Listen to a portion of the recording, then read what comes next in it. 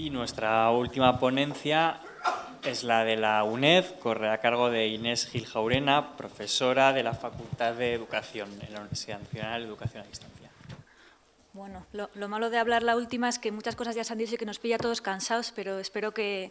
Yo creo que va a ser un buen cierre, porque ha habido muchos estilos, pero yo, como mi planteamiento era de intentar ordenar primero en mis ideas, intentar transmitir pues las demandas y los retos que percibo desde mi rol de profesora de la Facultad de Educación, investigadora, y poderlo transmitir. Lo que sí tenía curiosidad era saber cuántos sois investigadores y cuántos sois bibliotecarios. ¿Investigadores y bibliotecarios? Mayoría, ¿no? Vale. Bueno, primero, muchas gracias a la Biblioteca de la UNED por haberme invitado, al consorcio también por aceptar esa invitación y por organizar este evento. Bueno, en mi presentación lo que he querido es ordenar o facilitar el identificar cuáles son las demandas que puede haber desde los investigadores hacia las bibliotecas y comentar algunos retos, apuntar solamente algunos que me parece importantes y algunos que estamos en ello. Sobre todo yo creo que en la UNED, no conozco mucho las demás, conozco más la biblioteca de la UNED, pero sí veo que hay mucho trabajo hecho, que se mueve, que hay muchas iniciativas de las que se puede aprender, ¿no? Entonces, algunos de los retos que plantearé están en marcha y otros son también preguntas que me parecen pertinentes.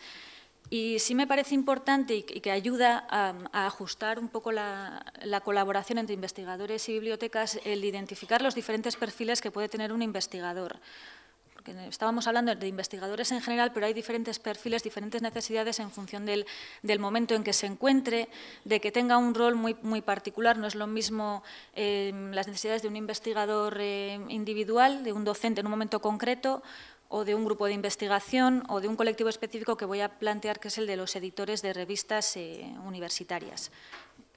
Y lo he planteado no tanto como una escala diferenciada, sino como necesidades con diferente grado de especialización. La primera demanda es el acceso, que las bibliotecas proporcionan, yo creo que en su razón de ser, es el dar acceso al ámbito del conocimiento, de las publicaciones, pero puede haber demandas cada vez más especializadas de asesoramiento y ya en un nivel más específico y para colectivos concretos de un apoyo especializado, le he llamado así.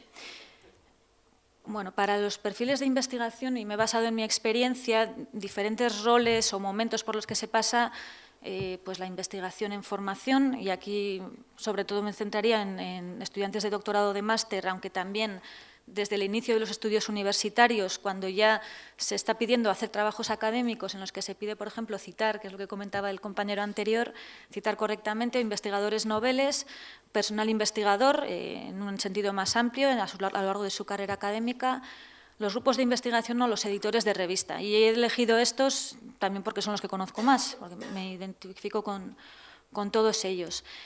En el caso de los investigadores, cuando empiezan su labor de investigación, lo primero que van a demandar es el acceso.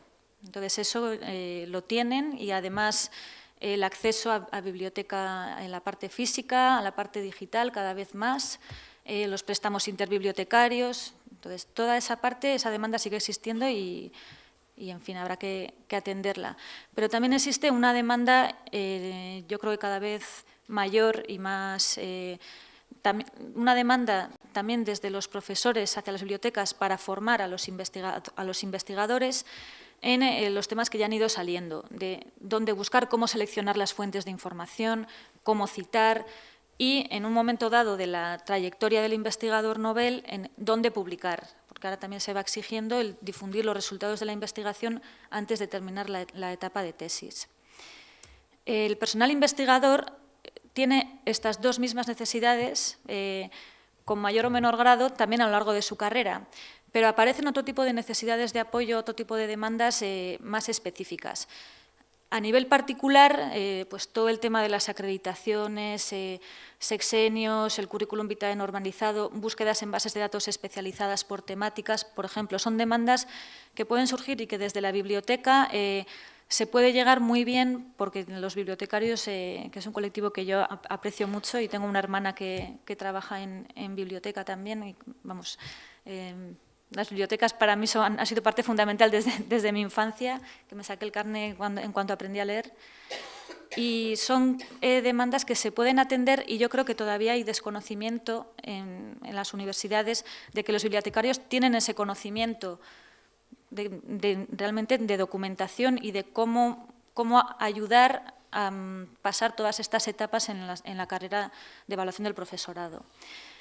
Como grupos de investigación, pues también el acceso a asesoramiento en un sentido más general sigue existiendo, pero sí que hay una demanda en cómo difundir más y mejor en ámbitos a los que normalmente no se llega. Y aquí tiene que ver con el tema del acceso abierto que comentaban las compañeras de la Universidad Carlos III, tiene que ver con el tema de las licencias, qué contenidos, qué resultados de la investigación se pueden publicar, aunque sea en formato preprint. Yo creo que sobre eso hay muchísimo desconocimiento también.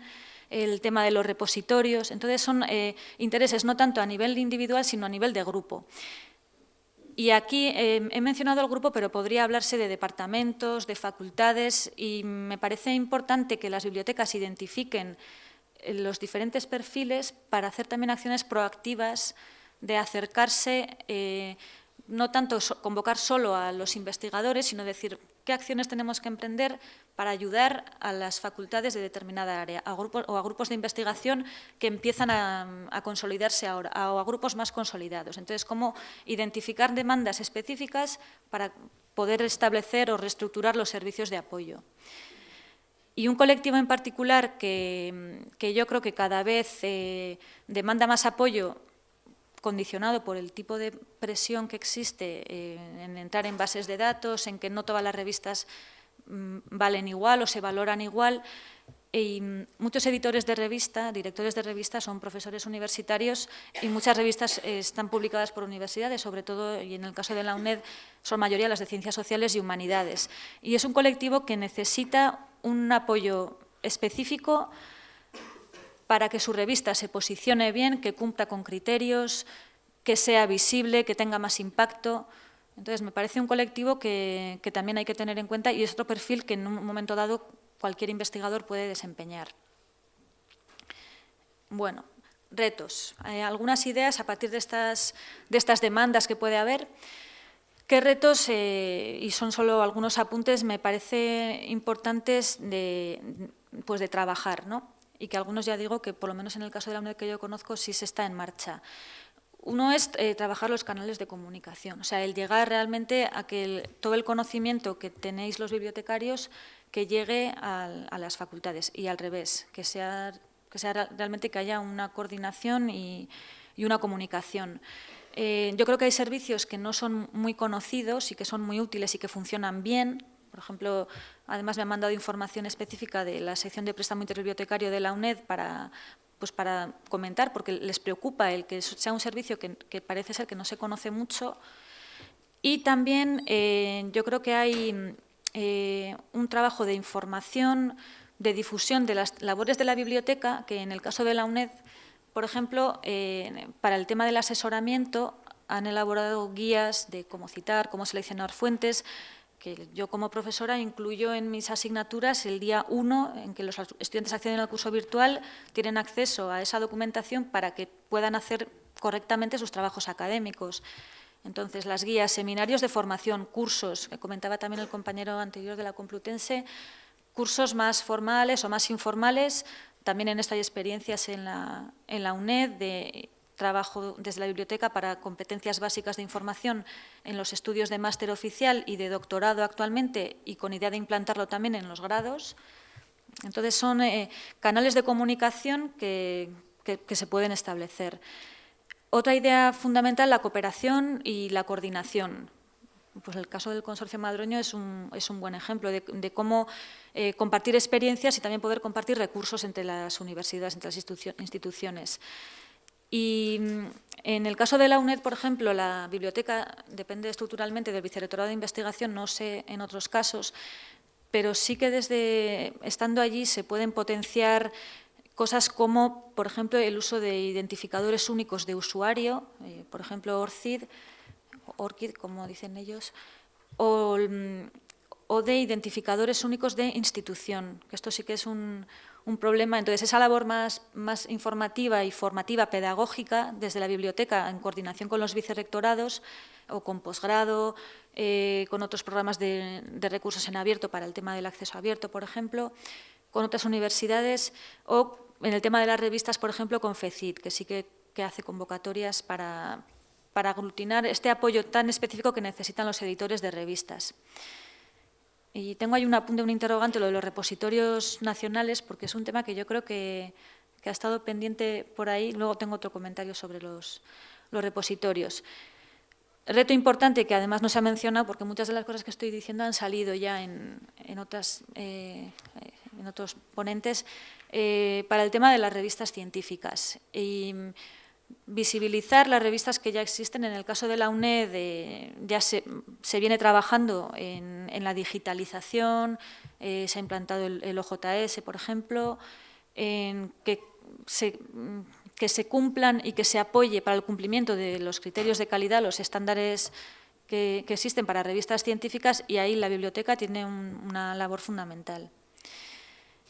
Y como dos retos que sí creo que están más pendientes, y además la ponencia de las compañeras de la Carlos III también sobre el tema de acceso abierto, pues apunta a eso, ¿no? A que todavía parece que no termina de implantarse, aunque hay mandatos internacionales, hay apoyo.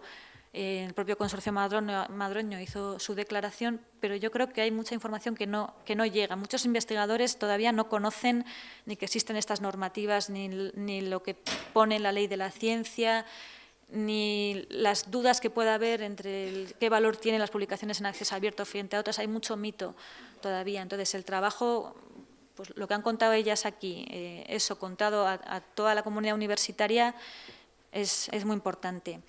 Y el acceso abierto tanto para consulta como para publicación.